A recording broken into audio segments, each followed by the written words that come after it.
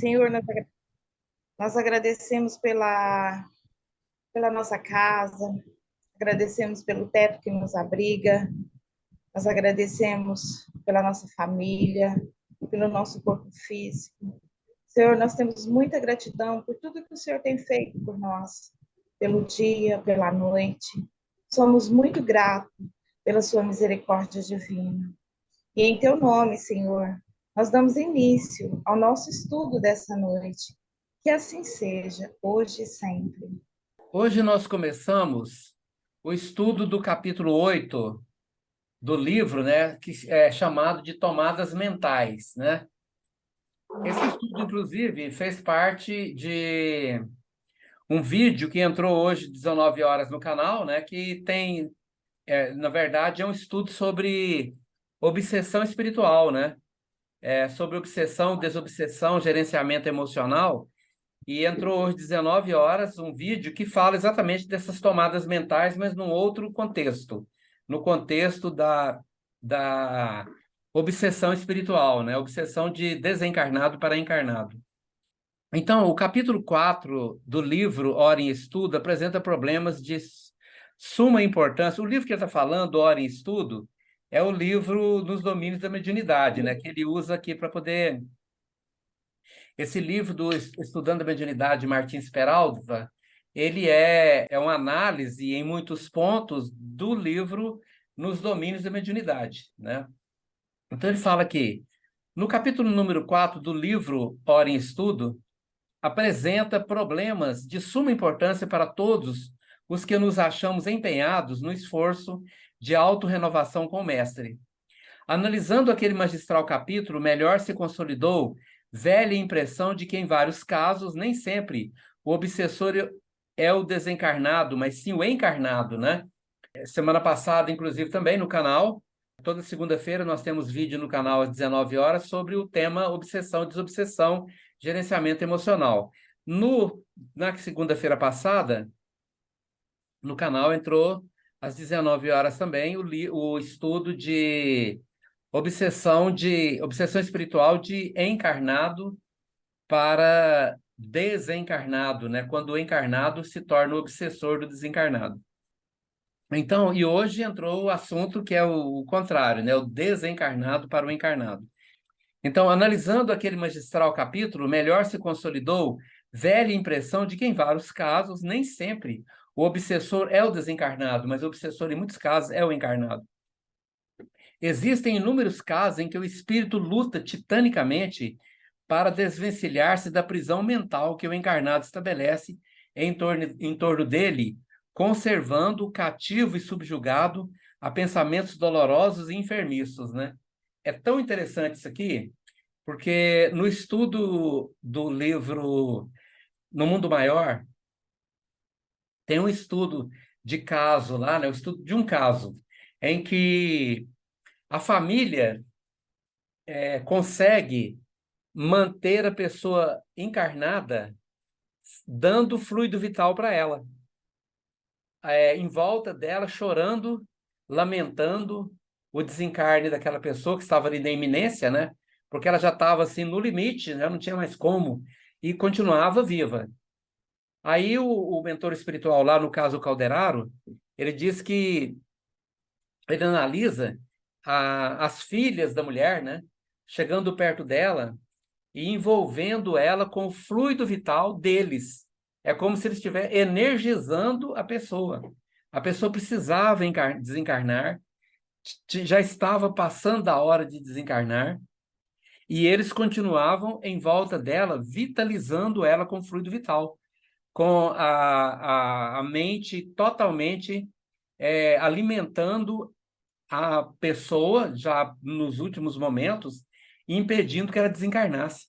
Então, o fluido vital dela já havia se esgotado, praticamente esgotado, mas o fluido vital das pessoas em volta alimentavam ela e não deixava ela desencarnar. Ela estava vivendo do fluido vital de outras pessoas, em função do desequilíbrio familiar em volta dela. Isso é uma das situações, né, que existe, né? Mas essas prisões mentais prendem o espírito ao mundo material, além dessa situação de alimentação de fluido vital, pela inconformação de que a pessoa realmente precisa ir, está na hora dela, tem que ir, ainda existem outras situações ainda muito graves, né? A pessoa mesmo se aprisiona ou a família aprisiona, principalmente em momentos de grande discórdia, quando chega o momento de separar a herança, né? A separação da herança muitas vezes é torturante para o desencarnado. A família briga até por panelas, né, e outras coisas, né? Existem profundas discórdias por conta de roupa velha, panela, isso quando não tem herança quase nenhuma. Agora imagine quando tem, né? Quantos crimes foram cometidos de irmão matando irmão por conta da herança, né? Quantos crimes são cometidos de pais matando, de filhos matando pais para ficar com o dinheiro, né? Para ficar com a herança. Isso é muito comum, né? Aliás, né? Isso é muito comum. Não é incomum, não. É difícil aí um ano que não aconteça vários casos aqui no Brasil em que uma família se desentende de uma tal maneira que vai ao crime, né? Para poder ficar com a herança. Então, existem inúmeros casos em que o espírito luta titanicamente para desvencilhar-se da prisão mental que o encarnado estabelece em torno dele, conservando o cativo e subjugando a pensamentos dolorosos e enfermiços. Isso é um caso específico, né? Nós estamos aí em volta de pessoas que estão passando por grandes dificuldades neste momento, assim, na iminência de perder familiares muito queridos, né?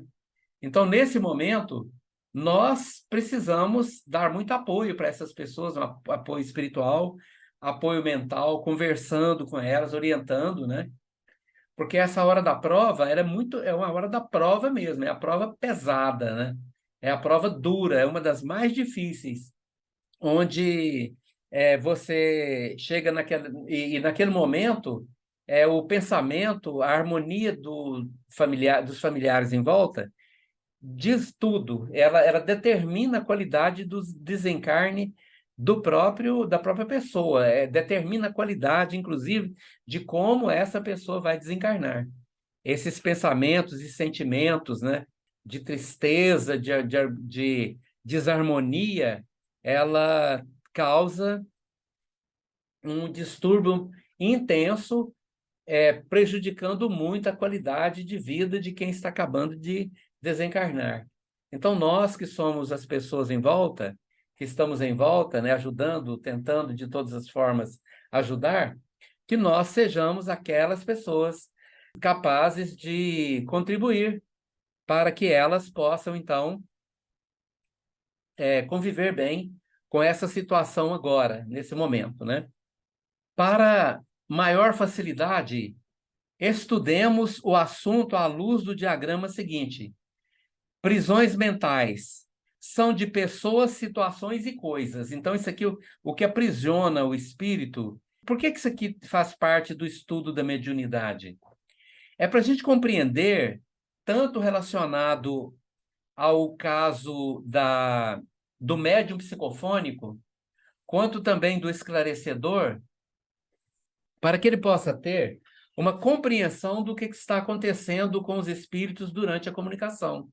Porque às vezes as comunicações existem, mas a pessoa, tanto o médium quanto o espírito, quanto o esclarecedor, ele fica completamente perdido, sem saber o que está acontecendo, sem compreender, embora isso também seja um assunto relacionado à falta de conhecimento, falta de estudo mesmo, né?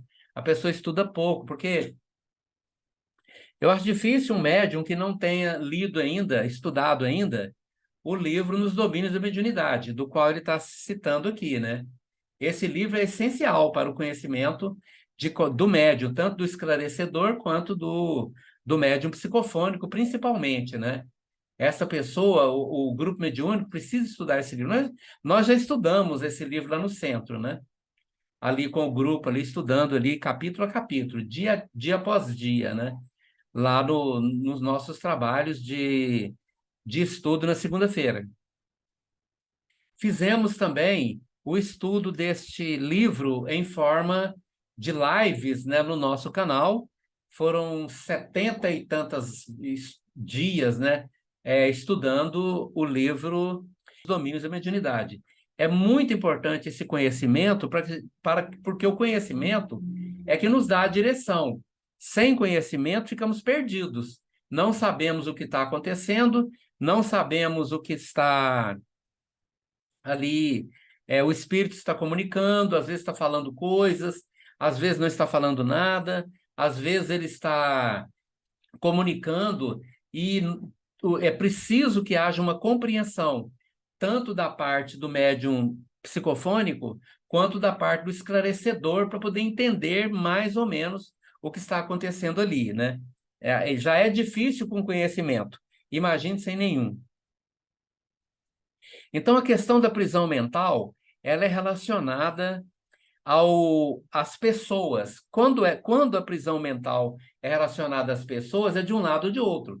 Existe a prisão mental do encarnado para o desencarnado, mas existe a prisão mental do desencarnado para os encarnados também. A pessoa desencarna e não consegue sair de perto dos parentes, né? Porque ela está apegada a pessoas. Esse é o apego, às pessoas, né?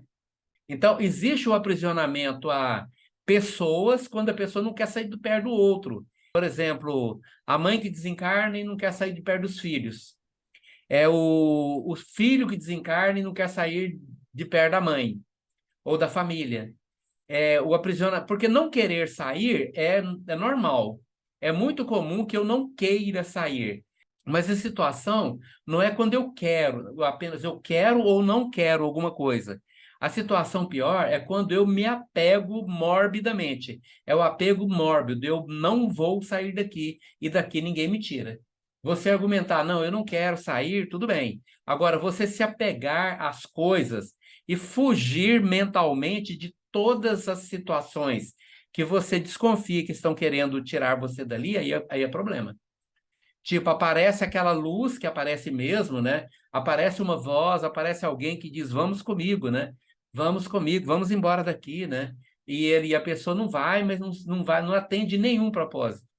Ontem, inclusive, na live de perguntas e respostas, eu citei um caso de uma cultura diferente, né? Existe lá naquela região do Himalaia e em parte da região também da Ásia, tipo lá do Vietnã, Coreia, aquela região ali da Ásia, né? Existe em muitas culturas budistas, né, que existe ali, existem também uma prática de o velório da pessoa demorar 3 dias. E durante os 3 dias existem mantras que eles cantam, mas os cânticos são para a pessoa sair. Eles cantam repetidamente cânticos durante 3 dias. Então, a pessoa fica ali em cima de uma mesa, mas aí eles ficam em volta cantando. Mas o cântico vai embora, seu lugar não é mais aqui. O seu corpo, você não pertence mais a esse lugar. Você agora tem que seguir o seu caminho. Depois nós vamos nos encontrar do outro lado. Então, existe um mundo de situações nesse sentido, em que nessas culturas não existe o apego, né? Ou seja, eles buscam ajudar a pessoa a desapegar-se, a sair do estado de apego, no caso, a família e coisas.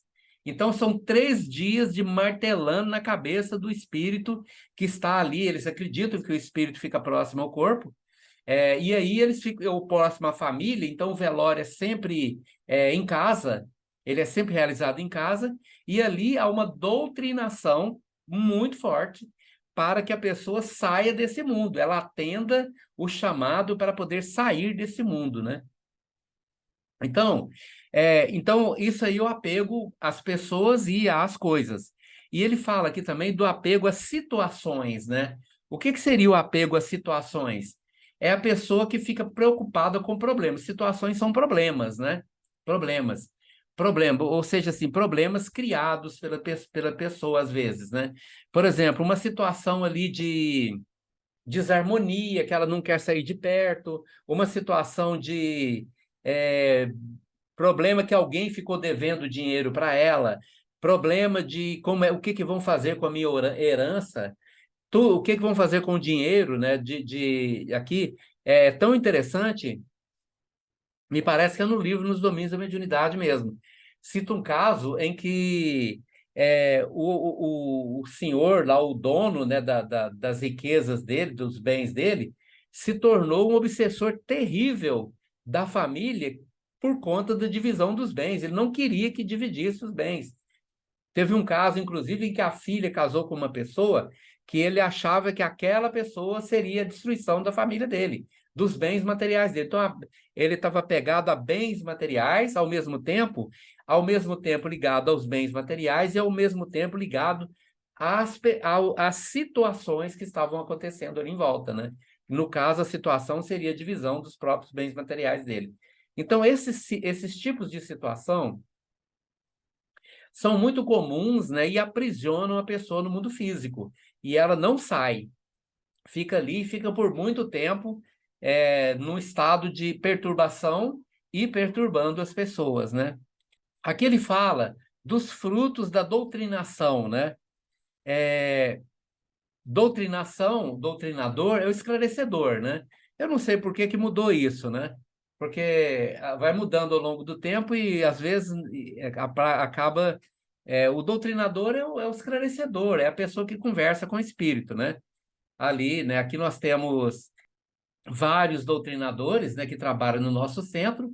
O trabalho, a função do doutrinador é o desligamento de tomadas mentais, através dos princípios libertadores que doutrinadores distribuem da esfera do pensamento, né?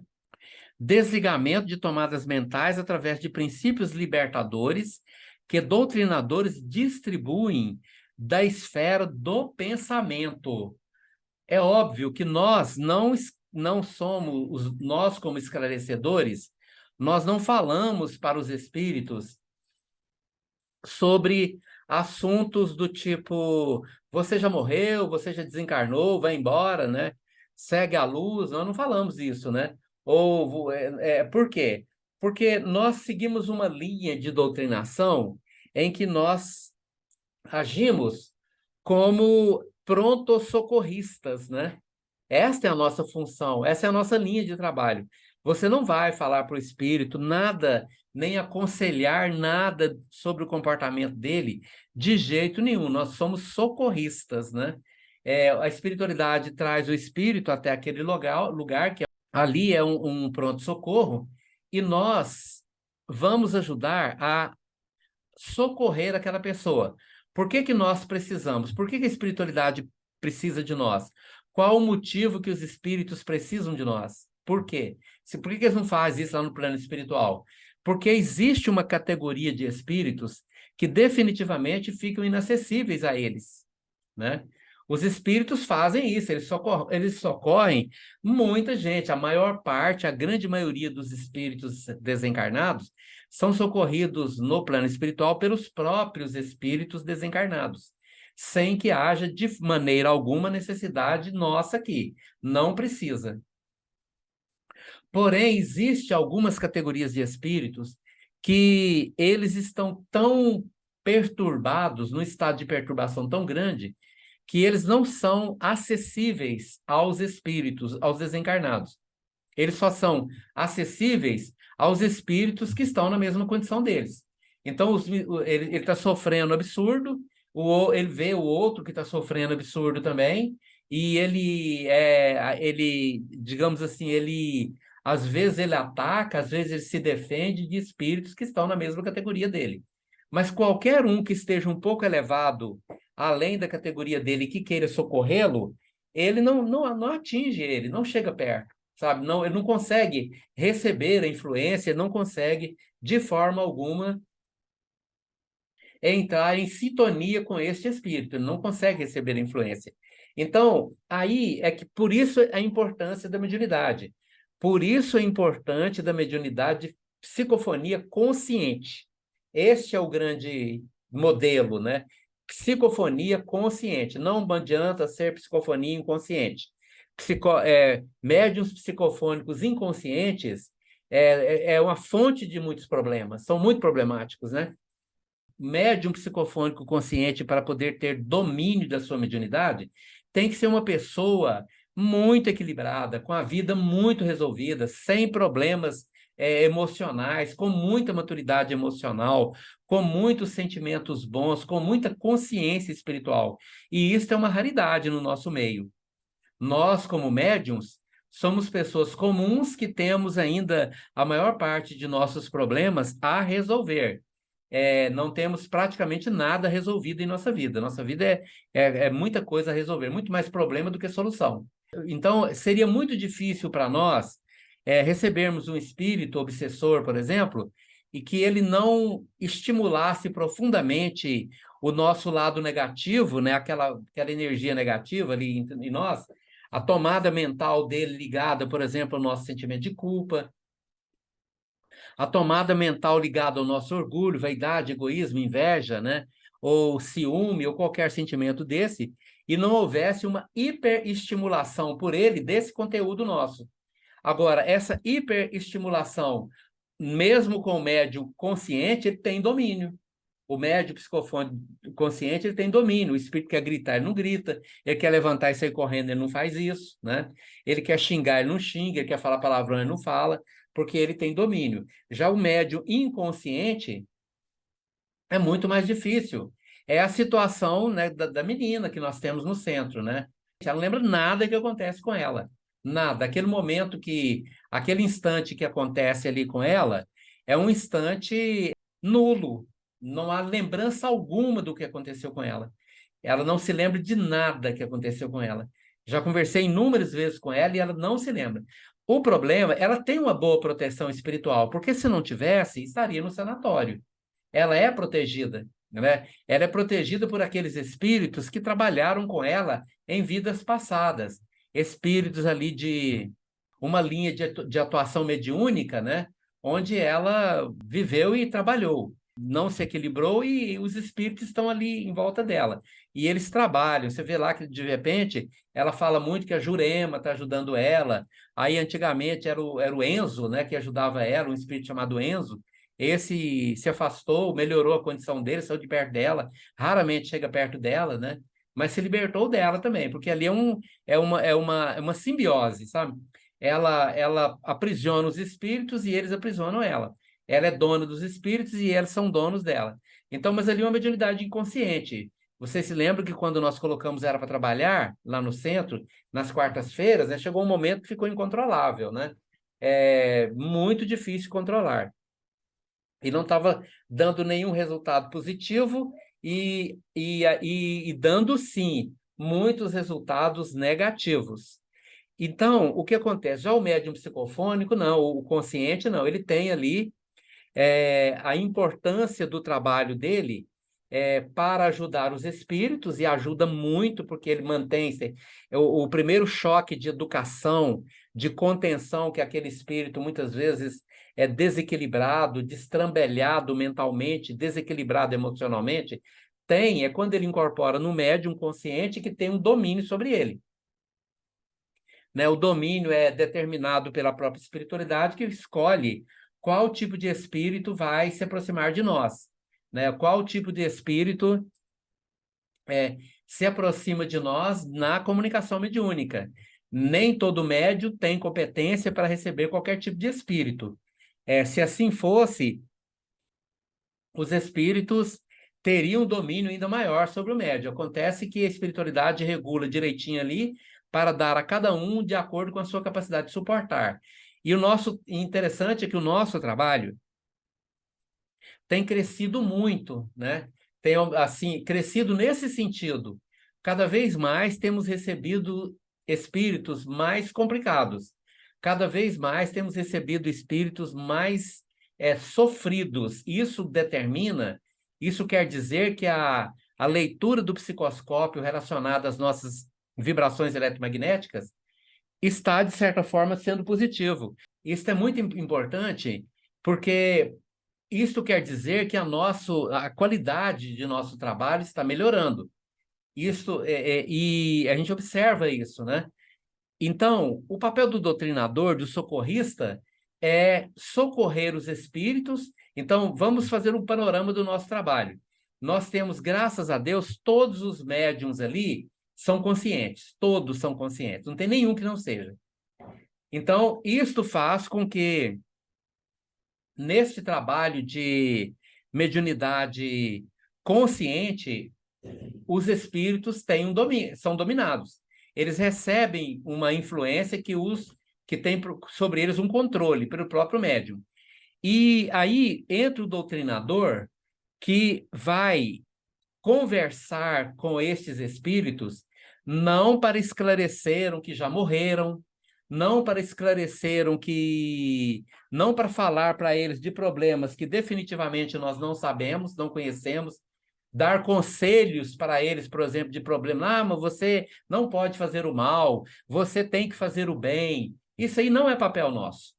Você tem que deixar de fazer o mal, você tem que caminhar para o caminho. Isso não é papel nosso. O papel desse é da espiritualidade quando ele melhorar um pouquinho. O nosso papel é conquistar a confiança dele, porque a maioria chega ali pensando que nós somos inimigos deles. Eles já estão tão acostumados a ser atacados e atacar e se defender em regiões umbralinas, onde é o verdadeiro caos, né? Região umbralina é uma terra sem lei. A lei ali é a barbárie, a lei do mais forte, né?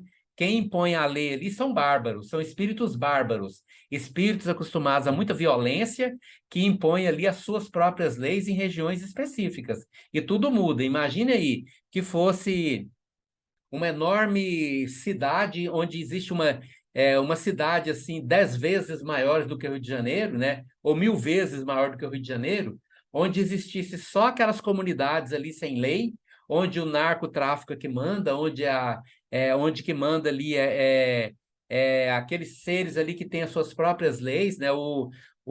As organizações criminosas que têm ali o seu próprio tribunal que julga, que condena, que faz o julgamento das pessoas e condena elas, inclusive, à morte, como acontece, né?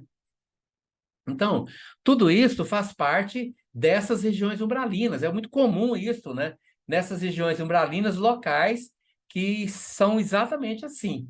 Por isso, o papel do esclarecedor é conquistar a confiança do espírito para que ele confie no espírito. Desculpe, o papel do esclarecedor é conquistar a confiança do espírito, né? Para que ele confie em você, para que você possa dizer para ele assim: olha, eu não sou seu inimigo, estou aqui apenas para te ajudar. Só para te ajudar, né? Você está com sede? Então nós vamos te dar um copo d'água. Você está com fome? Nós vamos providenciar um alimento. Loguinho vão trazer um caldo para você. Você está com frio? Nós vamos trazer um cobertor para você aquecer, né? Você está sujo? Vamos providenciar um banho, uma roupa limpa, né? São coisas que dizem respeito, muitas vezes, ao nosso. Você pode ter certeza que existem imagens, cheiros, sabores que ficam na nossa mente. Pode passar o tempo que passar que a pessoa não perde. Ele pode estar no pior das situações, lá nas regiões umbralinas mais profundas, que ainda ele vai conservar coisas que dizem respeito às situações vividas que ficaram na memória subconsciente, como cheiros, sabores, né?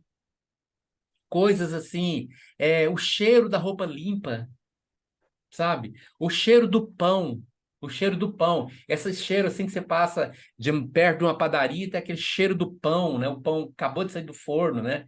Essas coisas dizem respeito a um estado mental que você pode ajudar a despertar no espírito o que é bom, o que é belo, né? Conversando com ele, "Ó, estou aqui para te ajudar, não sou seu inimigo. Ah, você está me julgando." Se você falar para ele assim, você tem que deixar de fazer o mal, isso soa para ele isso soa imediatamente para ele como um julgamento. Por quê? Ah, então estou fazendo mal? Por quê? Então você está defendendo o outro? Estou fazendo mal e atacar o outro? Não é, não. Ele é que me atacou primeiro. Sabe o que é? Uma discussão que você não tem como ganhar. Isso aí é uma discussão que você só perde se você tentar. Porque aliás, ele tenta atrair a pessoa para essa discussão. O espírito obsessor, ele é manipulador. ele tenta manipular você, colocando coisa, jogando coisa na sua cara. Ah, você fez alguma coisa, né? Ah, eu sei o que que você fez. Eu sei quem que você é. Você pode ser bonzinho, mas eu sei o que você é. Eu sei o que que você fez. Eu sei o que você faz. Exatamente para poder desestabilizar o médium. Numa situação dessa, o que que você vai falar? Não, mas eu sei também o que que eu fiz. Eu sei quem eu sou. Não sou nem um pouquinho melhor do que você, não.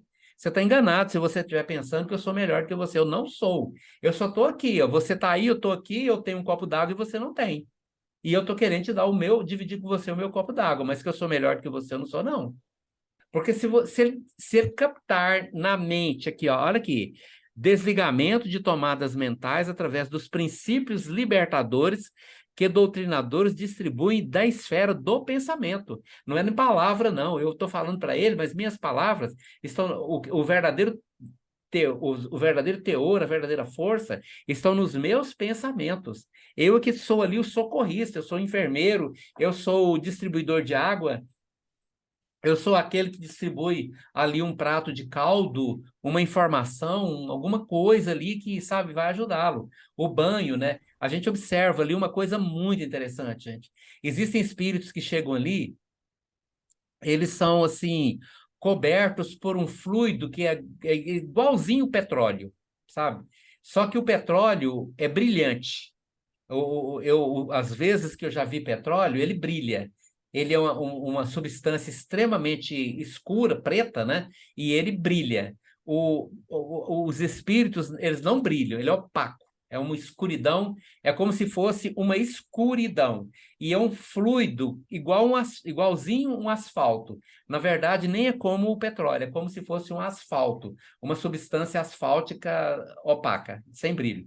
E eles chegam com aquilo ali, e tem uns lugares que às vezes, e aquilo tem impregnado dele, ele mal consegue abrir o olho, né? Você vê aquela coisa esquisita. Eu já vi muitas imagens como dessas aí em filmes, né? Em filmes diversos, né? Filmes de terror, essas coisas assim, né? E aí eles entram com eles. Existe ali no pronto-socorro existente aqui no centro, tem as cabines, né? Onde existem um banho, uma água em cromoterapia. É uma água cromoterápica, porque ela é colorida. Ela muda de cor e eles escolhem cores específicas dependendo do espírito que vai receber aquele banho. E eles colocam ele numa cadeira, sentado ali, debaixo daqueles chuveiros. São chuveiros imensos, né? Assim que é uma cachoeira da água mesmo que cai em cima dele. E aquela cachoeira, ela lava aqueles fluidos, ela derrete aqueles fluidos, aquilo escorre literalmente pelo ralo, né? É muito interessante essa parte do trabalho, né? O espírito que ficou muito tempo vivenciando processos obsessivos, ou seja, sendo obsessor, né? Ele entra numa situação descrita por Nietzsche, o filósofo Nietzsche, né? Cuidado se você ficar olhando muito tempo para o abismo, porque o abismo vai olhar para você. Isso é uma citação do filósofo Nietzsche. Fique, se você olhar muito tempo para o abismo olha para você. Ou seja, você se torna o abismo, você fica olhando para a escuridão também olha para você. E isso você vê ali nitidamente. Aqueles espíritos, por mais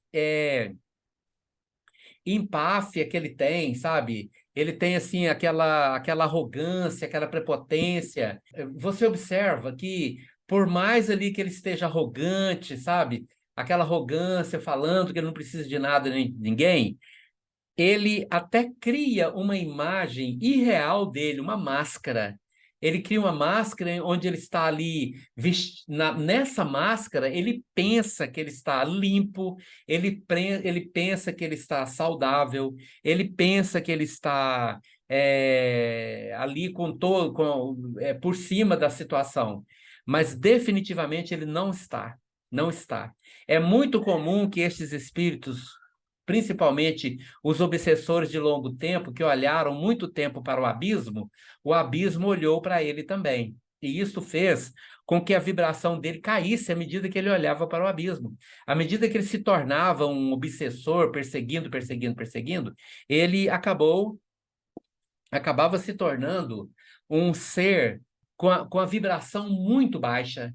E esta vibração muito baixa, ela atraiu para ele todo tipo de doença que você puder imaginar. Doenças de pele, uma coisa absurda, sabe? Aquelas doenças de pele horríveis, conjuntivite, sarna, piolho. Pensa na tragédia, sabe? Quando se pinta pessoas que viram, por exemplo, espíritos muito atrasados, sempre pintaram eles com os olhos vermelhos. Aquilo ali é real, o olho vermelho de conjuntivite, sabe? Escorrendo ali, sabe? Então, esse quadro dantesco, horroroso, faz parte, muitas vezes, daquilo que nós precisamos saber para poder entender o quanto é importante nós insistirmos nessa situação de ajudar o espírito. De falar para ele, olha, você precisa de ajuda, né? Nós estamos ajudando. Não fale para ele que ele está precisando de ajuda, porque isso soa ofensivo. É como se fosse humilhando para ele. Não, não estou precisando de ajuda. Ele vai bater de frente na hora. Você diz assim, nós estamos aqui apenas para te ajudar. É só isso que nós queremos fazer. Se você conseguir estabelecer um elo de confiança com ele, que ele aceite algum tipo de ajuda, pronto, isso é o que nós devemos fazer. Só aquilo ali já muda a vibração dele. Se mudar a vibração dele, ele já fica na instituição. Se você não conseguir mudar a vibração dele, aí ele não fica ali. Ele volta para o mesmo lugar de onde saiu, alguma furna umbralina, alguma caverna, algum lugar no umbral onde ele volta para ali. Se você conseguiu atrair a atenção dele, ele então, aí ele não volta mais, ele fica no centro. E aí a espiritualidade vai tratá-lo, porque estabelece um vínculo, já é possível acessá-lo. Tem as pessoas especializadas nisso, né, em acessar esses espíritos. E aí, o que acontece? Ele é socorrido, tem o socorro primário, e aí depois a espiritualidade vai falar para ele que ele já morreu, ou que muitos já sabem que já morreu há muito tempo, que ele já desencarnou, que ele é uma pessoa que.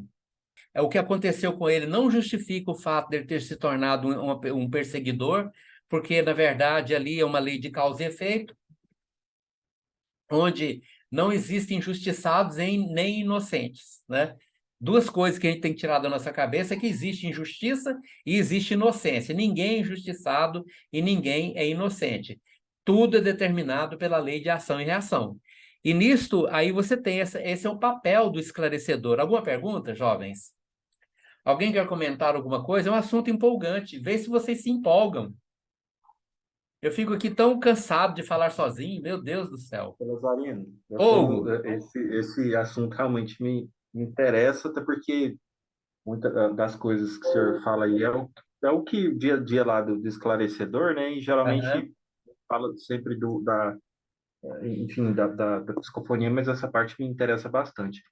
Eu tenho na hora que o senhor estava falando aí, falhou a internet, se o senhor puder, primeiramente, repetir a parte se eu falar de escorrer pelo ralo lá, eu creio que seja alguma coisa com relação ao estado dele, né? sim, Mas nós falamos o seguinte, que aquilo é aquela citação de Nietzsche, né? Eu sei que você gosta muito de Nietzsche, eu também gosto.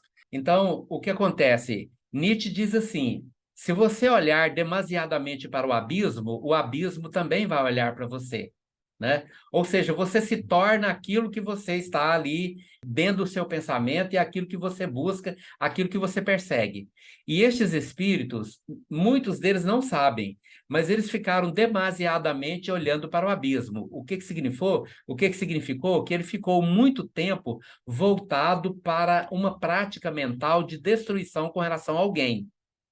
Então, o pensamento dele voltado para poder perseguir alguém, aquilo rebaixou a vibração dele. E ao rebaixar a vibração dele, rebaixou tanto a vibração dele que ele ficou suscetível a todo tipo de enfermidade, doença, etc. Então, e outra coisa, ele tornou-se coberto por a vibração desceu tanto que ele passou a ficar coberto por uma substância ou um fluido muito pesado e denso que parece um asfalto. É um petróleo, eu até comparei com o petróleo. O petróleo, né? O petróleo, ele é uma coisa, é uma substância extremamente escura, mas que brilha. O petróleo brilha. Eles não brilham, é como se fosse um asfalto opaco, coberto por aquilo. E aquilo é denso mesmo, é muito denso. E aí, eles são colocados numas cabines onde existem chuveiros. O chuveiro é uma verdadeira cachoeira, né, que desce em cima dele ali de água morna, sei lá, e é um chuveiro de cromoterapia, porque ele muda a cor, a água muda a cor, sabe? E eles escolhem cores, às vezes tomam um banho de azul, às vezes o banho é verde, às vezes o banho é amarelado, desse jeito. E quando aquela água vai caindo sobre eles, aquela água colorida vai caindo sobre eles, aquela substância que recobre, ela é lavada, vai derretendo, sabe? Vai derretendo aquilo e vai pelo ralo mesmo, aquilo é fluido, deletério que foi criado por ele. Uma coisa interessante, só para poder, me lembrei de uma coisa aqui agora, sobre como isso funciona, né, na nossa mente. Uma doença, vamos imaginar, uma doença como a hanseníase, né? O que é hanseníase? É o bacilo de Hansen, não é? É uma bactéria chamada bacilo de Hansen. Hansen foi o alemão que descobriu o nome, né? Hansen. A hanseníase vem do descobridor do bacilo. Quando ele descobriu que o que causava aquela doença terrível era uma bactéria. Então, vamos imaginar, nós sabemos como funcionam as doenças. Uma infecção. Como funciona uma infecção viral, como funciona uma infecção bacteriana. Os vírus são os seres mais primitivos da natureza. Antes que houvesse um ser unicelular, já existia o vírus.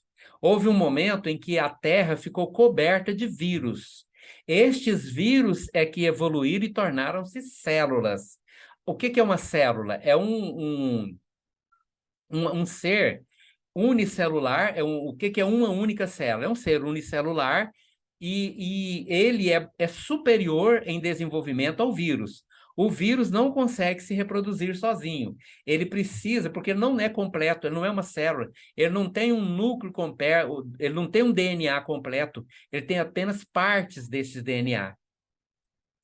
Mas houve um momento em que esses vírus, por alguma razão, evoluíram. Hoje se sabe, né? Tem os vírus, os chamados megavírus, vírus grandes, né? Que são muito grandes.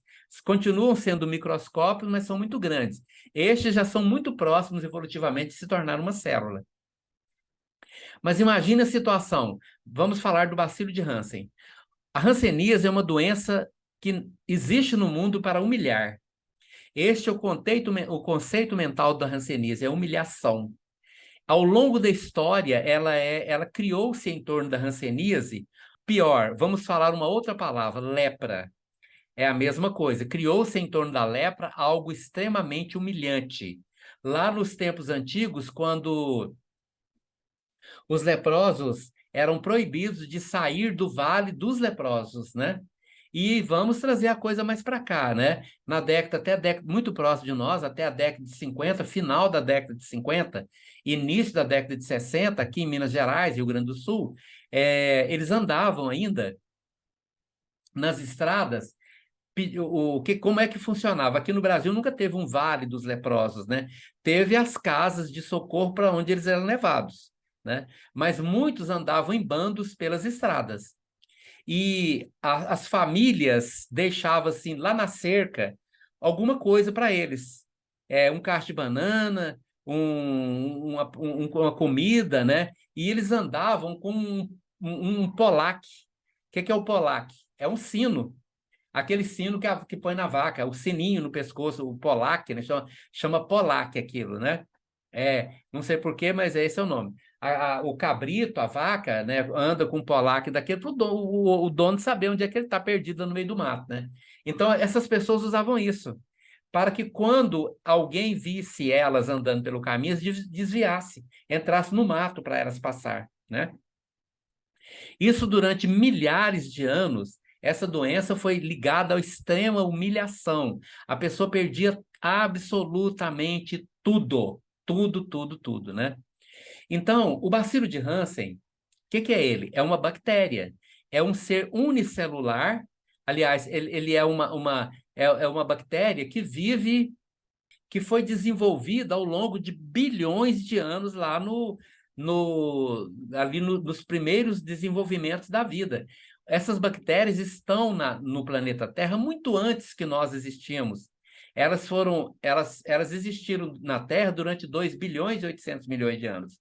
A nossa vida multicelular só aconteceu há 700 milhões de anos. Mas lá no extremo, elas viviam ali. Mas elas têm uma vibração característica, é uma vibração muito baixa, sabe? É assim, digamos assim, a vibração, a aura de uma bactéria dessas, ela é extremamente baixa. É uma aura de vibração muito, muito fraca, muito ruim. Aí o cidadão, né, de 2022, 23 já, né? Então, eu me torno aquela pessoa orgulhosa que humilho as pessoas. Eu humilho nessa vida. Na outra vida eu venho e humilho ainda. Eu vou para o umbral e chego lá e eu arrumo um jeito de continuar humilhando pessoas, humilhando, humilhando, humilhando. E aquelas pessoas humilhadas, quando são humilhadas por mim, elas devolvem para mim um conteúdo mental de humilhação. Elas devolvem, ação e reação. Eu capto tudo aquilo que eu desperto na mente de alguém. Por exemplo, existem coisas que eu faço, às vezes, inconscientemente, e às vezes já treinado para fazer aquilo, e aquilo desperta um mau sentimento nos outros. E eu capto aquilo porque eu fui o causador, é lei de ação e reação. Então, é assim como o lado bom, né? Você capta, você emite aquele sentimento bom, né? Quando uma pessoa faz o bem para você, você devolve para ela agradecimento, coisas boas que vão alimentar a alma dela. Mas quando alguém faz alguma coisa ruim, aquela pessoa devolve sentimentos que vão envenenar a alma dela. Envenenar é o quê? Agregar ao perispírito aquele conteúdo, né? Agrega ao perispírito da pessoa. Então, a bactéria, o bacilo de Hansen, né? Ele está na natureza, ele está no ar, ele está junto de nós aqui, ó. Só que nós nos protegemos dele por conta da nossa vibração. Mas só que quando eu humilho, né? Uma vez, 20 encarnações, sei lá quantas, né? Chutei um número aqui. A pessoa fica tão impregnada da energia da humilhação que foi despertada nos outros, o perispírito dela fica tão envenenado pelo mal que eu causei aos outros, humilhando-as, que eu entro em sintonia com o bacilo de Hansen. O bacilo que está no ar e sempre conviveu comigo e nunca me atacou, agora ele me ataca. Na verdade, o meu corpo se torna ali aquilo que lá em biologia você chama que um meio próprio para o desenvolvimento de uma certa cultura celular, né?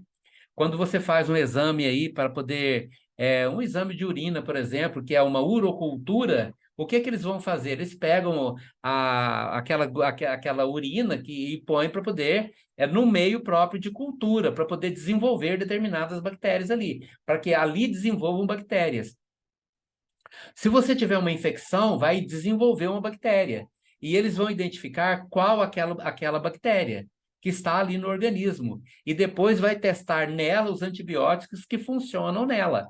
Porque às vezes você tem bactéria, mas aquelas bactérias já estão completamente, já não são mais atacadas pelos antibióticos, porque elas agora se tornaram resistentes àquele antibiótico, né? É aquela situação, a pior coisa que podemos fazer é você tomar um antibiótico 2, 3 dias e melhorou o sintoma, você não toma mais. Aquelas bactérias que sobreviveram serão todas elas resistentes àquele antibiótico. A próxima vez que você precisar, não vai funcionar mais. Então, elas se tornam resistentes. Então, quando aquela bactéria, você assimila aquela bactéria, aquilo, o seu corpo te protegia, a sua aura te protegia, a sua aura repelia a aura da bactéria de Hansen. Ela não conseguia entrar ali, adentrar ao seu corpo. E se adentrasse, não teria nenhum segmento, porque elas estavam, a sua mente, a sua força mental te protegia. Mas agora isso não acontece mais, porque eu humilhei tanto as pessoas, e essa humilhação rebaixou tanto a vibração do meu perispírito, que agora eu sou acessível. O meu corpo se torna como se fosse uma tigela, onde ali está depositado um meio de cultura para aquela bactéria. E ela vai alastrar-se ali com a maior rapidez. Ela vai alastrar-se muito rápido ali. Para quê? Então, é assim que funciona. Da mesma forma que funciona com relação a esses espíritos, né? A esses espíritos aqui. Eles rebaixaram tanto, decaíram tanto a vibração deles, que agora o perispírito deles se tornou um meio próprio de cultura. Não é lei, não é, tudo é lei natural, gente. Tudo é lei natural. Quando o André Luiz descreve uma pessoa que comeu demais, né? Não tem um livro lá, Obreiros da Vida Eterna, me parece, não sei qual mais, mas ele descreve uma pessoa que comeu muito, né? E tomou um vinho por cima da comida, né? E vai para o centro, né? Chega lá, o estômago dele, né? Ele chama-se de um caldeirão, né? De eflúvios mal cheirosos, né? E ele identifica lá bactérias que se alimentam, não são bactérias intestinais, não. Não são do corpo normal dele, não. Aquelas bactérias, ele chama de corpúsculos, né? Se alimentam dos fluidos que são emitidos pelo estômago dele. Não estão ali presentes nem no intestino, nem no estômago dele, não. Estão alimentando dos fluidos que são emitidos por aquele caldo de carne misturado com alho, misturado com... E ainda por cima beber um copo de vinho, né? Aí pronto. E vai para o centro, né? Trabalhar. É médio do centro. Então você observa que aquilo ali fala assim, olha lá, tá cheio de corpúsculos muito vivos, muito ativos, que estão se alimentando daqueles fluidos, né? Então, os obsessores, eles decaem muito a vibração. Então, o que eles atraem para eles? Tudo aquilo que diz respeito à natureza e que é capaz de atacar o corpo humano e também o perispírito. Tudo que ataca o corpo humano ataca também o perispírito, desenvolvendo ali enfermidades. Todo obsessor é um espírito muito enfermo, né? Muito doente. Embora ele finja não ser, embora ele crie uma máscara de que ele não é, mas essencialmente ele é uma pessoa muito enferma, muito doente. Por isso nós, doutrinadores, precisamos trabalhar nessa direção. Eu não sou seu inimigo. Pelo contrário, eu sou igual a você. Será que não é um dia a situação não possa inverter? Hoje eu estou aqui em condição de te dar um copo d'água, amanhã será você. Talvez que tenha condição de me dar um copo d'água. Eu não sou melhor que você, mas nesse momento eu tenho algo muito precioso. Eu tenho na minha mão o copo d'água, eu tenho na minha mão o remédio, eu tenho na minha mão o cobertor, eu tenho na minha mão o remédio, aquilo que te alivia, aquilo que te conforta. A gente observa ali espíritos que são levados ao centro nesta condição de simplesmente atrair a nossa confiança dezenas de vezes. O mesmo, ele observa, ele chega e incorpora às vezes no mesmo médium, quase sempre no mesmo médium, né? E vai ali, até que então chegou aquele momento. Ele já percebeu que toda vez que ele vai lá, ele escuta palavra de ânimo, palavra boa, palavra que conforta, palavra que equilibra. Ele escuta coisas boas que vão auxiliando ele, e aí, então, ele consegue captar essas vibrações, e aí ele estabelece-se um elo de confiança. E nisso começa a verdadeira assistência àquele espírito. Alguma dúvida, jovens? Eu mesmo, Lazarina, aquela dor do estômago, parece que é o mesmo espírito toda quarta-feira. Sim, exatamente. É o mesmo espírito toda quarta-feira. Parece que é o mesmo, a dor parece que é a mesma. Essa quarta-feira agora parece que foi menos, sabe? Sim, você sabe o que Parece que doeu aconteceu, né? menos. Aquele espírito, ele tomou soda, bebeu soda. É Moço, todo, é uma dor muito forte. é todo corroído por dentro, sabe? Todo corroído por dentro. Tomou soda, sabe? A parte interna dele, a garganta, o estômago, intestino, é uma chaga viva, né? E ele é isso, ele está sendo assistido. Então, logo vai dar jeito nele. Logo ele será socorrido, né? E aí você se livra dessa dor. Na quarta-feira agora foi bem menos. Sim, vai reduzir até sumir completamente. Alguma dúvida, jovens? Lazarino, Oi. por exemplo, assim, como que é feita essa pré-seleção? Lógico que o senhor já explicou já a questão da ligação com o médium, tal, né? Toda essa questão aí. Mas eu quero dizer assim, por exemplo, quando chega algum espírito obsessor lá, eu já reparei, eu não sei se é impressão minha, mas muitas das vezes é de algum paciente que está lá na quarta-feira, sabe? Pela forma que ele fala e tal. Sim. E quando é recolhido esses espíritos lá do umbral, por exemplo, às vezes ele está escravizado, às vezes, enfim. Como é que é feita essa pré-seleção no plano espiritual, assim? Como é que eles enxergam essa brecha e sabe que ele tem um mínimo de condições, nem que seja de receber sei lá, uma sementinha, né? Ou isso acontece porque ele segue o paciente e cai lá e a gente tenta ajudar, entendeu? Como é que É, funciona? Ele é na trazido de verdade, lá ou vem com... eu sempre esclareço essa questão por algo que eu vi, né, lá pela década de 80, final da década de 80, de um relato que foi feito quando o Zé Arigó, né, eu acho que até agora o filme Zé Arigó já está aí, né, disponível, né, o filme sobre o Zé Arigó, né? O Zé Arigó trabalhava com o Dr. Fritz, né, daquela linha de espíritos que nós já explicamos, né, que os médiums passam por grandes dificuldades. Tanto é que o Zé Arigó morreu né, num acidente, né, num trágico acidente. Mas vamos ao que interessa. Na época, foi um relato feito de uma mensagem psicografada e por alguém que seguia ali o Zé igual muito, muito próximo, né? Esse é coisa que se perdeu, acho que ninguém mais nem sabe disso, sabe? Só pessoas mesmo assim que são mais velhas do que o rascunho da Bíblia que ainda lembram disso, né? O fato é que como é que funcionava o trabalho de uma pessoa que viajava para ir até onde o Zé Arigó estava? Era assim, quando criou-se uma rede. Eu quero que vocês pensem agora, à medida que eu vou explicando, na rede que foi criada para dar assistência à distância para as pessoas. É similar. Só que o que acontecia? Nessa rede, lá do Zero Igual, assim, você estava lá na sua casa e precisando de receber uma cura, ir até onde o Zero Igual estava, né? Para receber uma assistência. E aí, o seu mentor espiritual dizia para você assim, sugeria, ou então trazia alguém para sugerir. Ia lá, influenciava alguém que chegava na sua casa e falava assim, olha, vai lá no Zero Igual, né? Às vezes você cura dessa doença, né?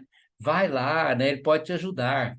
Então, aquilo já era induzido pelo espírito, por um mentor espiritual. Só que aí, o que acontece? Aquela pessoa, então, era induzida por aquilo e ele aceitava. Não, então eu vou no Zero Igual. Quando ele tomava essa decisão, entrava em ação a rede.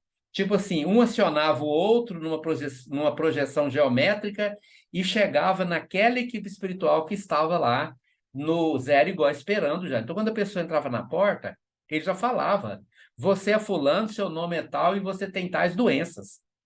Isso aconteceu com uma pessoa aqui de Goiânia, um médico que a esposa tinha um problema muito grave de depressão e tristeza e essas coisas todas, e ele foi levá-la no Zero Igual.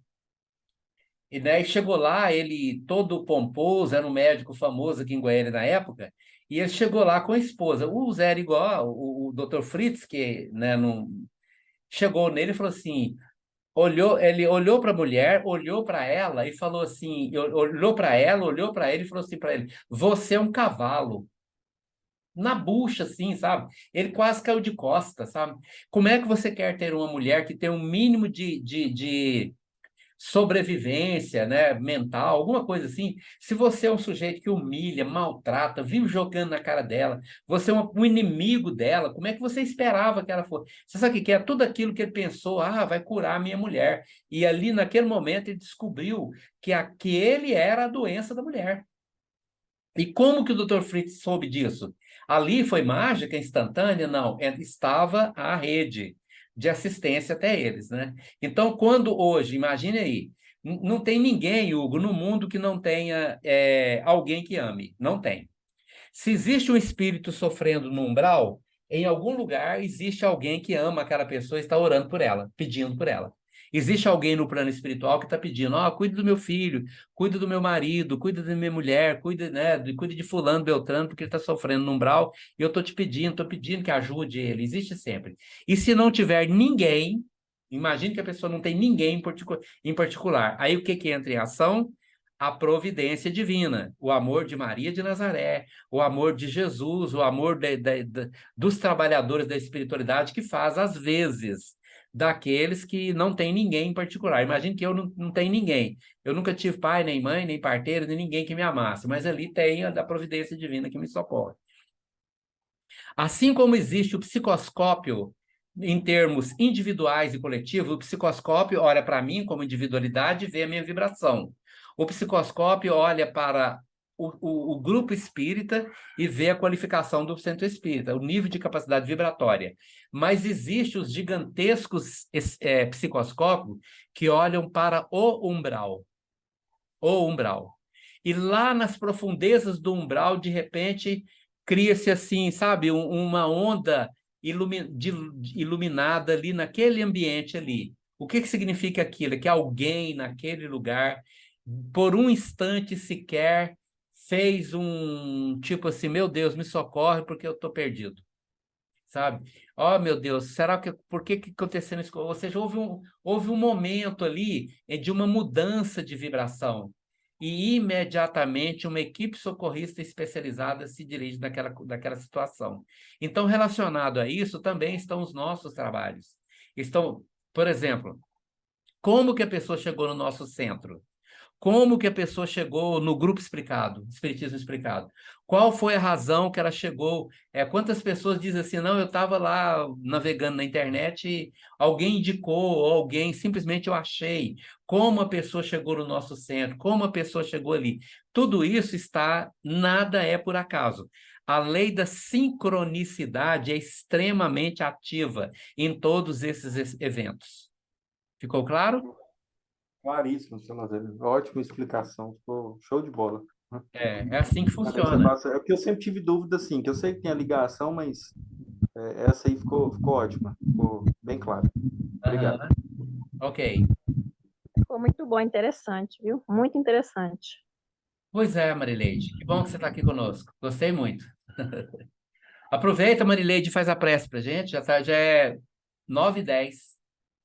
Quero primeiramente agradecer a Jesus, agradecer a equipe espiritual que nos acompanha agora nesse momento, nos estudos, e muita gratidão por tudo, só agradecimento. Muito obrigada. Que assim seja. Muito bem, muito obrigado a todos pela oportunidade. Uma boa noite a todos, boas noites, bons sonhos para todos.